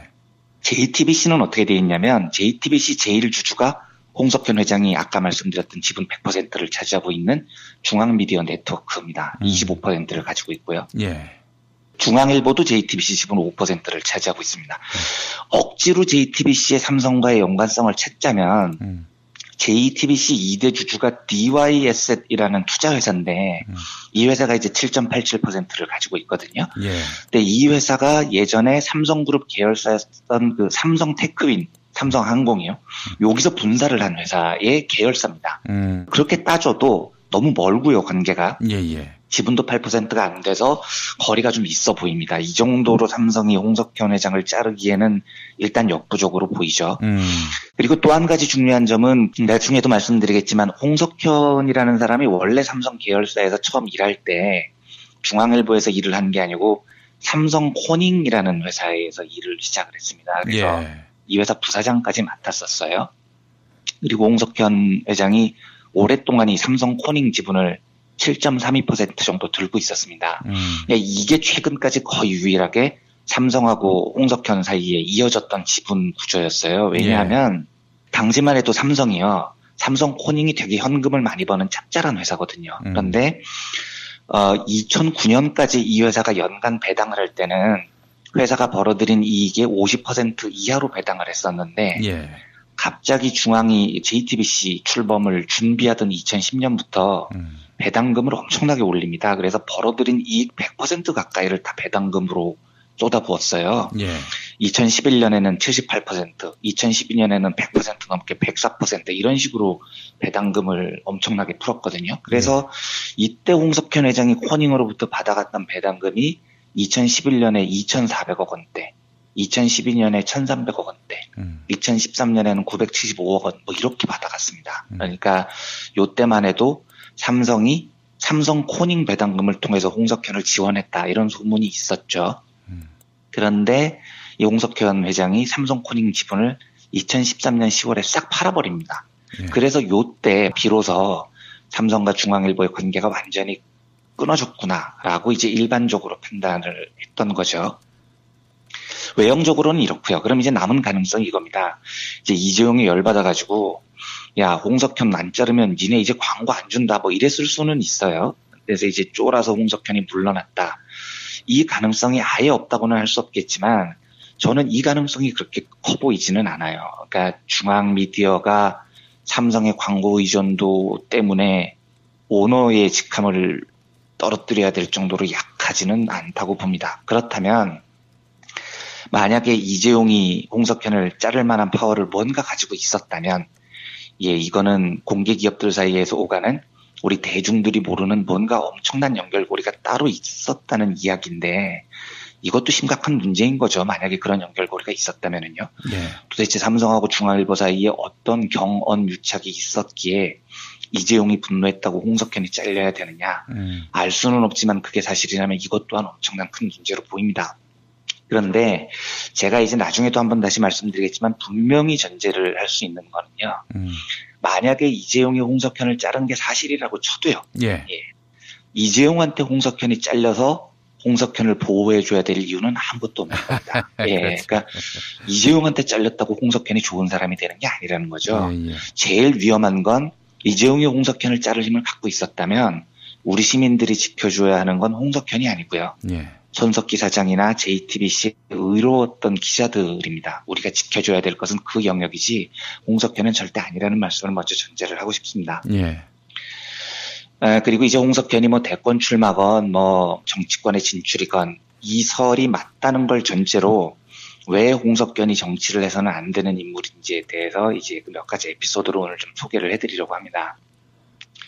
어제 말씀드렸던 대로 홍석현은 홍진기의 장남이죠. 근데 이건 김용민 PD님께서는 아실 것 같은데 정치자분들은 좀 모르는 사실일 수 있어요. 홍석현의 장인이 누구냐면 신직수라는 사람입니다. 그러니까 신직수가 누구냐면 박정희 시절에 검찰총장, 법무부 장관 그리고 중앙정보부장. 중앙정보부장까지 지냈죠. 그리고 유명한 건 법무부 장관 때 김기춘을 발탁을 했어요. 그래서 저희 그 악인열전에 등장을 했던 그 신직수입니다. 이 사람이요. 유신헌법을 직접 김기춘하고 같이 만들었다는 사람이죠. 그러니까 아버지 홍진기는 이승만 정권에서 부역을 했고요. 장인은 신직수로 박정희 정권에 부역을 했던 아주 이 독재 정권과는 뿌리가 굉장히 깊은 집안의 자손인 겁니다. 여담입니다만은 티켓몬스터라는 그 온라인 쇼핑몰이 있죠. 그 티몬으로 많이 줄여 부르는 회사요.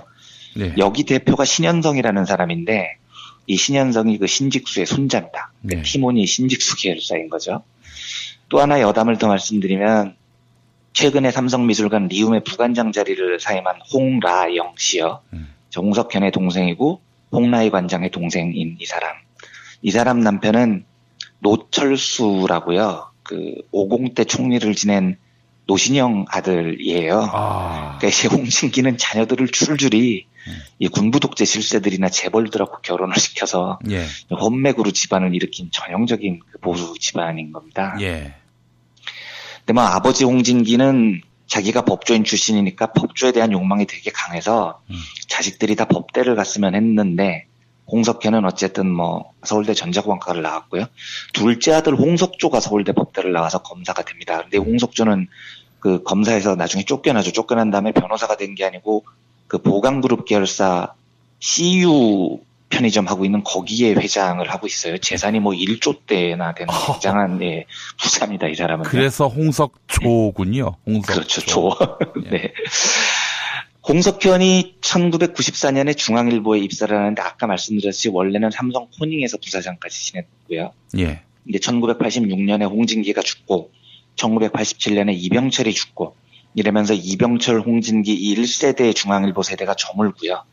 이건희가 이제 삼성 회장에 취임한 다음에 중앙일보를 누가 좀 잘 자기 회사로 만들까 하고 이제 고른 사람이 바로 홍석현입니다. 그래서 이건희, 홍석현 시대가 중앙일보에 열린 거죠. 예. 그래서 홍석현은 실제로 취임을 한 다음에 굉장히 빠른 속도로 중앙일보를 삼성의 그 계열사화로 만듭니다. 그래서 중앙일보에 있던 기존 임원들은 다 몰아내고요. 이건희 최측근이었던 배종렬을 중앙일보 부사장으로 또 삼성그룹 비서실 인사팀장 출신의 송영로를 전무로 삼성 비서실 인사팀장의 출신인 송피로를 이사로 이런 식으로 이제 삼성 계열사 직원들을 중앙일보로 대거 끌어들여요. 예. 그리고 홍석현이 이 서구적 감각이 있었던 건 맞는 것 같아요. 그리고 이건희라는 든든한 자금줄도 있었고요. 그래서 중앙일보의 변신을 주도를 하는데 여기서 이제 홍석현이 뭐 경영 능력을 인정받았다는 겁니다. 그 가로쓰기 편집을 처음 실시했죠. 그리고 중앙일보를 조간 신문으로 만들었고요. 섹션 신문 도입하고요. 뭐 이런 방안들이 홍석현 아래에서 이뤄졌던 건 맞습니다. 그런데 사실은 그 중앙일보가 조금 운이 좋았다는 평가도 받는 게 뭐 조선일보는 좀 부동의 일이었는데 예. 그 동아일보가 그 시절에 진짜 삽질하던 시절이었거든요. 그러니까 조선과 동아 양강 시스템에서 동아가 스스로 몰락을 자초한 면도 있었죠. 근데 어쨌든 뭐 홍석현의 그 경영 아래 중앙일보가 단번에 동아일보를 제치고 조선일보하고 자웅을 겨룰 만한 위치에 올라서니까 예. 이때 그 중앙일보 기자들의 월급도 많이 올랐어요. 그래서 이 중앙일보 기자들이 홍석현에 대한 그 충성심이 대단했다는 겁니다. 이때 그러니까 자기들을 메이저 언론사 기자로 만들어준 이 홍석현의 열광을 하는 거죠. 그래서 예전에 홍석현 씨가 사장일 그렇죠? 때 네. 무슨 일로 검찰에 불려 나갔는데 중앙일보 네네. 기자들이 도열해서 홍 사장 네. 힘내세요. 그렇죠. 예. 네. 1999년에 있었던 일인데 대한민국 언론사에 저는 가장 치욕적이었던 한 장면이라고 생각을 합니다. 왜냐하면 그 전까지만 해도 기자라는 건 스스로 독립된 주체들이었고 사주에 종속된 사람들이 아니라고 믿었어요. 편집국은 경영권으로부터 독립돼 있다고 믿었고요. 그런데 이 기자들이 예, 줄줄이 도열을 해가지고 홍 사장 힘내세요 이 난리를 온 국민이 다 보고 있는 데서 했으니 예. 기자 스스로를 사주가 주는 월급 받는 직장인이라고 떠버린 셈이 되니까 얼마나 치욕적이었던 사건입니까? 근데 그 사건을 잠깐 조금 말씀드리면 예. 홍석현이 검찰에 불려간 건 중앙일보하고 또 상관이 없는 사건이었습니다. 보강그룹 탈세 때문에 잡혀 들어갔었던 거예요. 그런데 예. 이때 보강그룹 탈세를 수사를 검찰이 했더니 자금 세탁하고 탈세하는 데 쓰인 은행 통장만 1000개가 넘었다는 겁니다. 그리고 목도장이 수백 개가 나왔다는 이 전설적인 일화가 전해 내려와요. 그런데 중앙일보 기자들은 그걸 중앙일보에 대한 언론 탄압으로 규정을 해버린 겁니다. 예. 그래서 언론장악 분쇄 비상대책위원회 뭐 이런 무시무시한 위원회를 만들어요. 그리고 중앙일보 기자들이 정권의 모든 압력에 분쇄하고 결연히 맞서겠다 뭐 이렇게 발표도 하고 심지어 노조도 특보를 발행을 하고요. 공채 기수들이 매일마다 성명을 발표를 하는 겁니다. 그래서 제가 진짜 왜 저러나 싶었어요. 그런데 그 홍석현이 검찰 조사를 받기 위해서 대검찰청 청사에 딱 나오니까 중앙일보 기자 평기자들 40명이 모여가지고 이제 원래 알려지기로는 사장님 힘내세요라고 외쳤다는 거죠. 예. 그게 그 미디어 오늘하고 한겨레 신문에 보도됐는데 중앙일보가 즉각 반론을 신청을 합니다. 우리는 절대로 사장님 힘내세요라고 한 적이 없다. 우리는 홍 사장 힘내세요라고 이야기를 했다. 임차를 붙이지 않았다. 그러니까 니네들이 썼듯이 그렇게까지 굴종적인 발언은 아니었다. 뭐 이렇게 반론을 하는 황당한 코미디 같은 상황이 벌어집니다. 예. 이게 제가 참고로 말씀드리면 이 노보가 이렇게 반론을 한 건 말도 안 되는 헛소리입니다. 왜냐하면 언론사 안에서는요. 원래 님자를 안 붙입니다. 예. 저도 동아일보 다닐 때 부장한테 부장님이라고 안 불렀어요. 부장 이렇게 불렀습니다. 오 진짜? 네, 그러니까 웬만하면 다 선배라고 통칭을 하고 심지어 그때 그 김병관 회장도 회장이라고 부르거나 발행인이라고 부르거나 뭐 이런 식으로 불렀어요. 님자를 붙이지 않는 게 당연한 관습이에요. 예. 그러니까 사장님 힘내세요가 아니라 홍 사장 힘내세요라고 불렀기 때문에 덜 굴종족이다라는 핑계는 말도 안 되는 거죠. 원래 홍 사장이라고 부르는 거니까요. 네. 언론인 홍석현 말고요. 정치 쪽에 대입을 해서 뭐 예비 정치인으로 보고요. 예비 정치인 홍석현을 한마디로 표현을 하면 저는 양아치라고 표현을 합니다. 근데 제가 과장하는 이야기인지 진짜 양아치인지는 저희 청취자분들이 들어보시고 판단을 해보셨으면 좋겠습니다. 예. 1997년에 대선이 있었죠. 이회창, 김대중, 이인재 이렇게 3명이 출마를 했었던 때입니다. 예. 그리고 건국 이래 이제 최초의 수평적 정권 교체가 이루어졌던 그 역사적인 해 대선인데 12월에 대선이었는데 11월 달에 이인재가 몸담았던 국민신당이 중앙일보 대선 전략 문건이라는 걸 폭로를 합니다. 예. 이 문건에 뭐가 나오냐면 중앙일보가 이회창을 조직적이고 적극적으로 지지를 하는 그런 그 문건을 만들었다는 겁니다. 근데 그 폭로된 문건 안에 보면 이건 중앙일보 편집국장이 지시를 해서 일선 정치부 기자들이 작성한 거였는데요.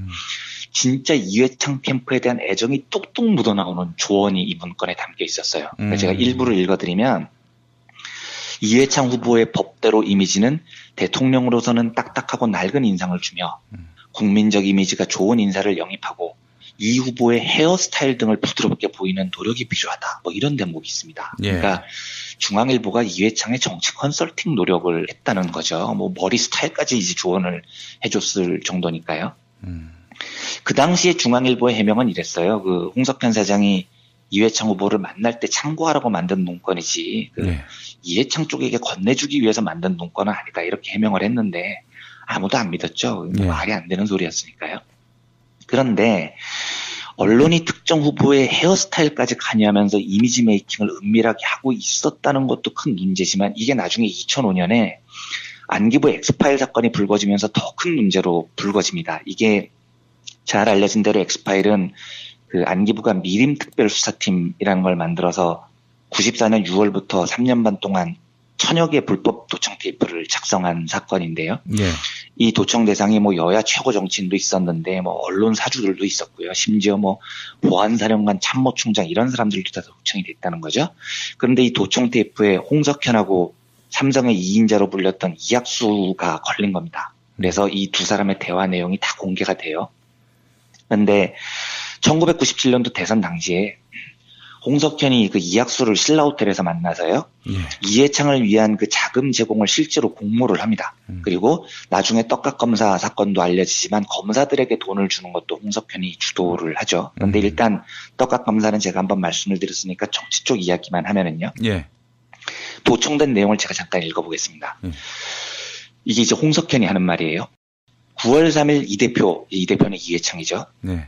이 대표를 만나서 회장께서 떠나시면서 이 대표가 어려울 텐데 도와드리라고 했다고 하니까 처음으로 정말 고맙다 이런 얘기를 하더라고요. 그래서 앞으로 돈 문제에 대해서 누구를 창구로 했으면 좋겠냐고 물었더니 황영하를 지정하길래 이게 황영하가 그때 이회창의 측근입니다. 내가 황영하는 좀 불편하다 했더니 이회성 씨가 어떻겠느냐. 이회성은 이제 이회창의 동생이죠. 그렇죠. 이렇게 하니까 그럴까 했더니 다음날 이회성 씨로부터 형님께서 9월 8일 지구당 위원장 연찬회 때 오리발이 들어가야 되니 그날 아침까지 집행되도록 해달라고 하신다고 해서 그건 토요일 밤 집으로 오라고 해서 내가 생색 좀 내고서 2개를 차에 실어 보냈어요. 이렇게 이제 홍석현이 얘기를 합니다. 근데 제가 이걸 보고 내용을 떠나서 진짜 뭐 홍석현이 자기가 5개 국어를 한다는 둥 엄청나게 지식인인 양 똥폼을 다 잡고 다니는데 말하는 거 들어보면 싸구려도 이런 싸구려들이 있나 싶더라고요. 아니 오리발이 뭡니까? 오리발이 아무리 은어라도요. 이 오리발이 현금을 뜻하는 은어라고 해요. 그래요? 예. 근데 연찬회 때 이회성이 오리발 내놓아라 이랬다는 겁니다. 그러니까 이제 홍석현 대답은 내가 생색 좀 내고 2개를 차에 실어서 보냈어요. 이래요. 이 두 개가 2억 원이거든요. 예. 2억 원을 2장, 2개 이러는 것도 사채업자들이나 쓰는 표현이잖아요. 근데 예. 이렇게 싸구려 말들을 씁니다. 조금만 더 읽어보겠습니다. 예. 그 홍석현이 실제로 이제 그 30억 원을 이회창 쪽에 건넨 사실을 되게 폼을 잡고 이야기를 해요. 예. 이회성이가 왔는데 내가 돈을 줬는데 차를 우리 집이 아니라 길에다가 세웠어. 근데 이번에 준 돈도 다 썼대요. 근데 어떻게 그렇게 돈이 없는지 모르겠어요. 오직 우리 돈만 갖다가 탈탈 터는 모양이에요. 내가 볼 때 우리가 이번에 전한 게 타이밍상 기가 막혔던 것 같아요. 이렇게 폼을 잡습니다. 그러니까 이회성 쪽이 돈이 없을 때 계속 우리 쪽에만 오는데 자기가 아주 절묘한 타이밍에 탁 그 30억을 넣었다는 거죠. 그러면서 뭐라고 말하냐면 2명에서 15개를 운반하는 데는 문제가 없었는데 30개는 좀 무겁더라고 이렇게 말하는 대목이 나옵니다. 그러니까 15개는 15억이고 30개는 30억 원인데 이걸 직접 홍석현이 옮겼다는 얘기입니다. 그러니까 15억은 좀 안 무거워서 옮겼지만 30개쯤 되니까 무거워서 고생했다 지금 이 이야기인 거거든요. 예. 그러니까 홍석현은 지가 직접 현금 다발을 들고 이회창 쪽 문지방을 직접 넘나든 정치 브로커 양아치였던 거죠. 근데 우일담이지만 이 엑스파일 사건이 나중에 검찰 수사에서 다 나가리가 돼버리죠. 뭐 잘 알려진 사건입니다만 이때 담당 검사가 황교안이었고요. 황교안이 이제 홍석현, 이건희, 뭐 이회성까지 전부 다 줄줄이 무혐의 처리를 하죠.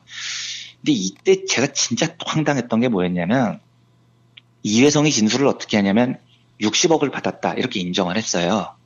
근데 검사 황교안이에요. 검사인데 스스로 나서서 이회성이 60억 원을 받았다고 진술한 건 이회성 씨가 너무 피곤해서 말실수를 한 거다. 실제로는 받은 게 60억이 아니라 30억이다고 깎아줍니다. 검사가요. 예. 변호사가 그런 게 아니고요. 너무 황당하잖아요. 그런데 황교안이 이 짓을 왜 했느냐. 이회성이 받은 액수가 60억 원이 인정이 되면은요. 뇌물 액수가 당시법으로 50억 원이 넘으면 뇌물 제공자 이건희, 홍석현의 공소시효도 10년으로 늘어납니다. 그래서 이건희, 홍석현이 다 걸려들어요. 근데 이제 50억 미만이면 공소시효가 5년으로 줄어듭니다. 이건희, 홍석현이 전부 공소시효 만료가 되는 거죠. 예. 이걸 풀어주기 위해서 검사가 피의자가 60억 받았다고 진술을 했는데 30억으로 줄여서 깎아줬다는 얘기가 된 겁니다. 네. 황당한 거죠. 예. 이것도 후일담입니다만은 더 웃겼던 건 황교안이 이제 홍석현을 대놓고 풀어줬다는 건데 예. 그해 연말에요. 보통 일간지들이 올해의 인물 뭐 이런 걸 뽑거든요. 예. 근데 중앙일보가 올해의 사회 분야 인물을 황교안으로 선정을 해요. 우리 회장님 풀어줬으니까 올해 최고의 인물로 선정되셨습니다. 뭐 이지랄을 한 거죠. 네. 근데 단체로 미친 겁니다. 단체로 이때 일들을 보면요. 한 가지만 더 지적을 하겠습니다. 예. 지금 이제 중앙 미디어 그룹을 실제로 경영을 하는 사람은 홍정도라는 사람이 될 겁니다. 예. 홍정도가 홍석현 아들이죠. 한마디로 여기도 3대 세습이라는 겁니다. 근데 저는 정말 이해가 안 되는 게요. 예. 만약에 홍석현이 정치를 할 뜻이 있었다면, 그러니까 뭐 대권에 가까운 꿈이 있었다면 아들한테 언론사를 물려주는 짓은 안 해야 정상 아닌가요? 그래야지 자기가 좀 다른 언론 재벌들하고도 다르고 개혁 의지도 있고 실제로 없어도 그렇게 포장이라도 할 수 있었을 텐데 예. 진짜 홍석현이 정치를 하고 싶다면 저는 진짜 빠가사리인 것 같아요. 이 정도도 양보를 못하는 겁니다. 언론 재벌은 아들에게 물러줘야 되고요. 나는 대통령이나 총리를 해야 되겠고요. 그러니까 탐욕이 절제가 안 되는 인간들이라는 뜻이겠죠. 근데 이런 사람들이 서민을 대표하고 민중들의 고단한 삶을 이해한다는 건 진짜 웃기는 소리가 될 겁니다. 다시 한번 말씀드리지만 만약에 이재용이 홍석현을 잘랐다고 하더라도 우리가 보호해야 될 것은 홍석현이 아닙니다. 그리고 홍석현이 정말로 대권 출마나 그에 가까운 정치의 진출의 뜻이 있어서 회장을 그만뒀다면 우리 시민사회는 홍석현을 어떤 식으로건 정치권에 접근을 하지 못하도록 막아야 됩니다. 제가 쭉 말씀을 드렸듯이 이 사람은 정치 양아치였고 정치 브로커였습니다. 그리고 언론사 3대 세습을 한 사람입니다. 절대로 국민을 위해서 정치를 할 사람이 아니라는 사실을 청취자분들께 말씀드리고 싶어서 이틀에 걸쳐서 홍석현 이야기를 좀 길게 드렸습니다. 예. 듣다 보니까 이거 완전히 양아치계의 대부네요, 보니까. 네, 양아치입니다. 네, 한마디로 양아치죠. 네. 아니, 근데 언론이 무서운 게요. 네. 그런 석현이 형이지만 네. 또 손석희 사장을 품음으로써 네. 진보도 보수도 나름 인정하는 그런 기업인, 언론인으로 또 평가를 받고 있단 말이죠. 네. 제가 혹시 많은 분들이 손석희 사장은 정말 제가 언론인으로서 존경하는 훌륭한 분이지만 예. 지금 김용민 PD님께서 말씀해 주신 손석희를 영입했다는 이유로 홍석현에 대해서 그런 좋은 이미지를 갖는 분이 계실까봐 제가 이틀 동안 개거품을 물고 말씀을 드렸답니다. 그렇습니다. 김용민은 걱정 안 하셔도 됩니다. 석현이 형이 저를 좋아할 리도 없고, 저 역시 석현이 형 좋아하지 않습니다. 예. 네, 네. 삼성 그리고 보광, 하여간 네. 범삼성가와는 무관한. 그렇죠. 아주 무관하진 않네요. 제 동생이 또 CJ 쪽에서 일하니까. 예. 하여간. 네. 그래도 한 1년에 한두 번 만납니다. 예. 네. 관계가 없다고 봐야 되겠죠. 알겠습니다. 지금 우리 이원배 기자님하고 말씀 나누는 중에 네. 속보가 떴군요. 네. 박근혜가 여성 네. 수사관으로 바꿔달라. 네. 아이고, 참. 별 요괴들이 하여간 설치는 세상입니다. 네. 예. 네. 자, 이원배 기자님 오늘 말씀 잘 들었습니다. 네, 감사합니다. 여러분 안녕하세요. 민중의 소리 아나운서 정혜림입니다. 이 어묵한 여왕님 치하에서 다들 잘 견디고 계시죠? 오늘도 종편의 주옥 같은 헛소리에 혼이 정상인 듯 정상 아닌 비정상 같은 여왕님의 우주 타령에 고구마 100개쯤 한꺼번에 삼킨 듯 답답한 마음에 죄 없는 가슴팍만 두들겨대고 계세요. 이젠 시원한 사이다 같은 민중의 소리와 함께하세요. 잘 키운 진보 언론 열종편 안 부럽습니다. 한 달 10,000원 소액 CMS 후원으로 민중의 소리에 큰 힘이 되어주세요. 1661-0451 1661-0451 전화 기다릴게요.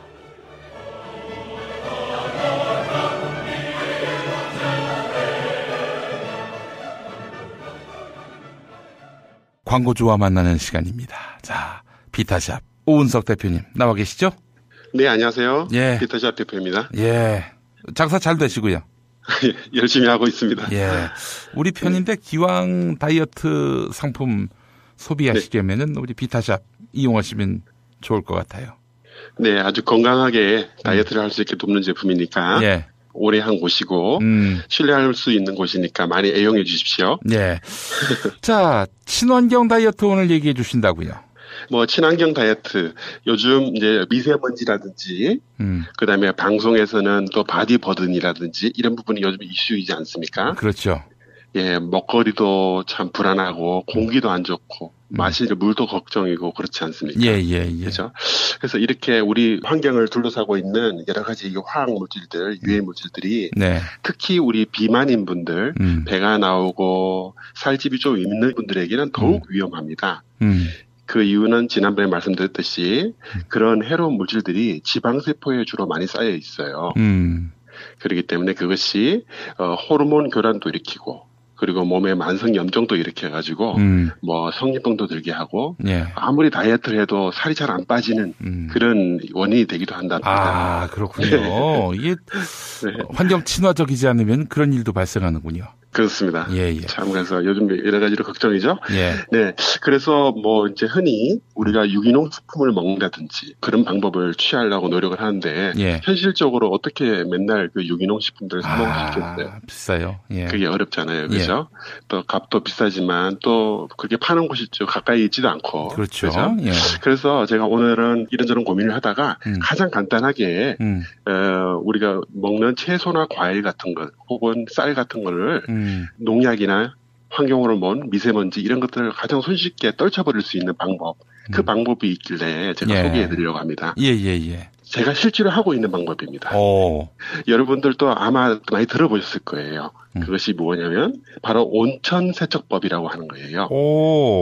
50도 세척법이라고도 알려져 있는 일본에서 온 방식입니다. 예. 히라야마 이세이라는 분이 이거를 예전에 이야기를 해가지고 한때 이슈가 됐는데 주부님들 이렇게 씻고 계시나 모르겠어요.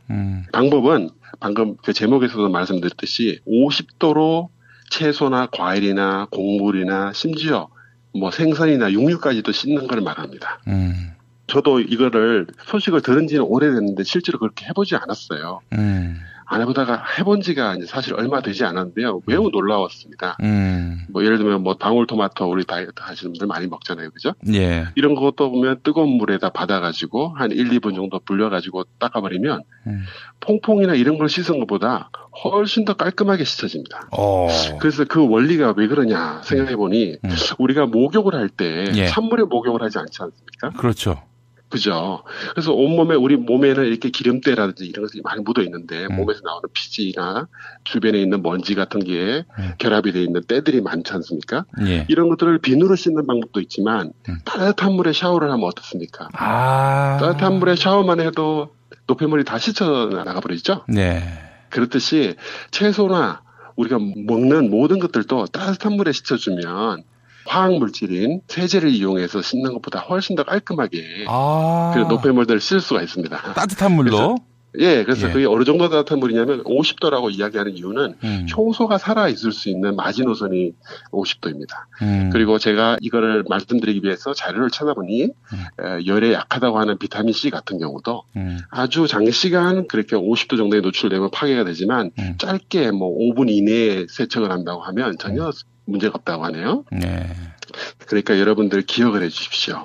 오늘부터 과일을 드실 때 혹은 상추를 드시거나 혹은 밥을 지을 때 찬물에 하지 마시고 손이 뜨거울 정도 약 50도 정도 되는 물에다가 세척을 하시면 훨씬 더 노폐물들이 잘 씻겨 내려간다. 아니 근데 말씀드리고 싶습니다. 네. 아니 근데 그러면은 뭐랄까요? 따뜻한 물로 씻으면은 뭐 영양소가 파괴된다든지 그럴 일은 없습니까? 네. 이 효소들이 50도 정도의 온도에서 파괴되지는 않습니다. 물론 낮은 온도에서 파괴되는 효소가 있지만 우리가 먹는 식품들은 대부분 한 그 정도 온도에는 견딜 수가 있습니다. 네. 그리고 비타민들도 마찬가지고 그리고 그 시간이 짧기 때문에 마치 아까 제가 때를 불려서 기름때를 제거하듯이 식물에 잘 달라붙게 해주는 농약들 이런 부분들도 아주 손쉽게 잘 녹아서 떨어지게 되는 것이죠. 그리고 이제 기공이 열리면서 수분이 보충이 되어가지고 더 싱싱하게 오래 보관된다고 하니까요. 그래서 오늘은 간단하게 여러분들이 친환경 다이어트를 할 수 있는 시작. 손쉽게 채소와 과일을 구하셔가지고 따뜻한 물에 씻고 그리고 찬물에 다시 헹궈가지고 다시 싱싱하게 해서 드시면 아주 좋을 것이다. 이런 걸 말씀을 드리고 싶네요. 우리 오은석 대표님이 만드시는 비타샵의 그린 스무디도 그러면 뭐 이런 노폐물이나 온갖 해로운 물질을 다 털어내고 만드시는 거겠죠? 네, 비타샵에 있는 대부분의 제품들은 친환경 농사로 지어진 거거나 유기농으로 만들어진 재료들이 대부분 써져 있습니다. 물론 이제 아닌 재료들도 있긴 하지만요. 대체로 그러하기 때문에 저희가 표시는 그렇게 일부러 하진 않아도 그렇게 만들고 있습니다. 그래서 이거는 50도 세척법을 하지 않아도 그런 농약 잔여물이나 이런 거 걱정 없이 먹을 수 있는 안전한 제품이라고 할 수 있겠고요. 부득이 이제 그 어떤 과일이나 채소를 사 드실 경우 50도에서 씻으시고 그리고 찬물로 다시 한번 헹구시면 된다. 예, 아주 뜨거운 목욕탕 물보다 약간 더 뜨겁게 한 2분 정도를 씻어라. 네, 그렇게 하시면 좋겠다. 그런 말씀을 드립니다. 알겠습니다. 자, 비타샵 전화번호 한번 더 일러주시죠. 1522-6648입니다. 1522-6648. 알겠습니다. 오은석 대표님 고맙습니다. 네, 감사합니다. 안녕하세요.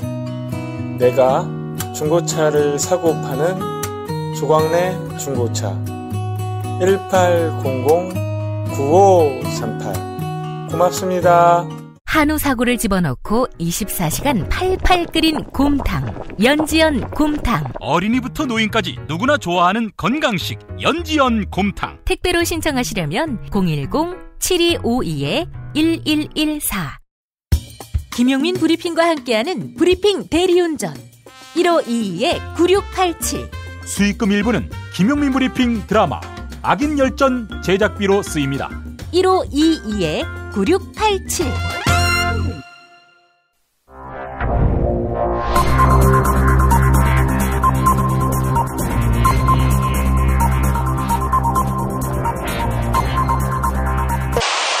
판기국 논평.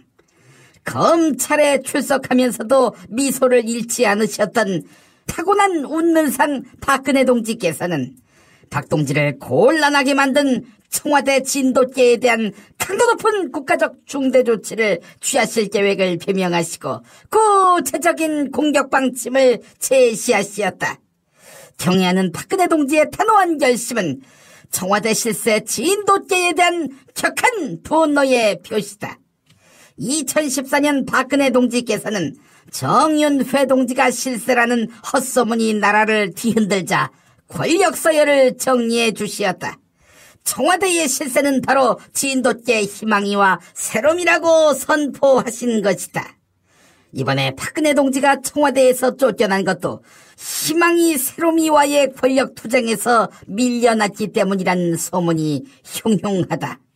그런데도 종북 좌파 시민단체들은 진돗개를 유기했다며 박 동지를 고발했는데 이는 박 동지를 참을 수 없이 모독하고 우롱하고 천추의 한이 될 망동의 다름 아니며 초절한 대가를 자초할 악수 중에 최악수의 다름 아니다.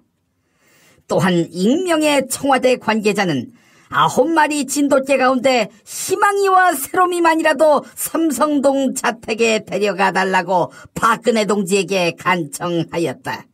이것은 청와대에서 쫓겨난 박 동지 앞에서 희망이와 새롬이가 붕가붕가 하는 꼴을 끝까지 보이게 하려는 수작으로서 박근혜 동지에 대한 체질적인 거부감과 적개심을 노골적으로 드러내는 추호도 용납 못할 포악무도한 도발 행위에 다름 아니다. 이제라도 희망이와 새롬이는 박근혜 동지를 찾아가 참회의 눈물을 흘리며 진돗개 혈통 보존협회에 입양돼 남은 생을 평생 새끼만 낳다가 죽는 번식견 꼴만은 나지 않게 해달라고 이 말을 땅에 찍고 반성해야 할 것이다. 만약 거절할 시에는 박근혜 동지의 치솟는 분노와 경천 동지의 탄압의 불벼락을 피할 수 없게 될걸. 김용민 브리핑이 선정한 오늘의 칼럼은 경향신문 조호연 논설위원회 중국의 치이고 미국의 차이고 이겁니다. 박근혜 정부는 사드의 주한미군 배치 결정을 대화나 소통 없이 폭력적인 방법으로 밀어붙였다. 그 과정에서 사드는 사상검증의 기재가 되었다. 정부와 보수층은 사드 반대자를 불순 세력, 종북 세력, 매국노, 외부 세력의 이름표를 달아 매도했다. 마치 신을 부인하면 살려주고 거부하면 죽이던 로마의 기독교 박해를 연상시킨다. 중국 외교 총책임자를 만나서 사드 보복 자제를 요청한 야당 의원들을 매국노로 몰아붙이는 일도 벌어졌다. 이런 분위기 속에서 중국 하급 관리도 면담 못하는 정부의 무능은 은폐되었다. 악화가 양화를 몰아내는 격이다. 박근혜는 물러났지만 사드 부조리극은 계속되고 있다. TV 토론에서 대선 경선 후보들은 사드 배치에 대해 오로지 찬성과 반대로만 말하도록 주문받는다. 왜 그렇게 생각하는지 이유는 중시되지 않는다. 보수 일각에서는 중국의 오만한 자세를 비난하고 중국과 전쟁을 벌이자는 주장도 나온다.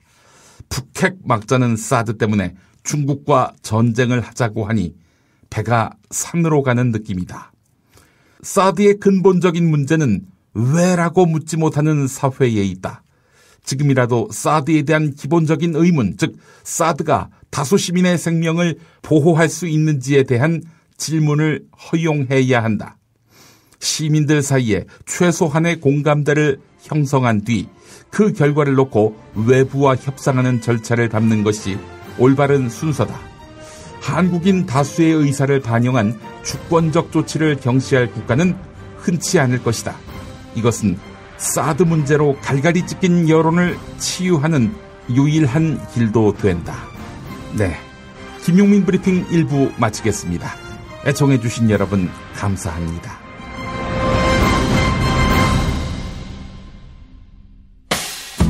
김용민 브리핑과 함께한 시간 어떠셨어요? 다음 시간에도 보다 바르고 알차며 즐거운 정보로 여러분을 찾아가겠습니다. 팟캐스트 포털 팟빵에서 다운로드하기, 구독하기, 별점 주기, 댓글 달기로 응원해주세요. 잊지 마세요. 다운로드하기, 구독하기, 별점 주기, 댓글 달기.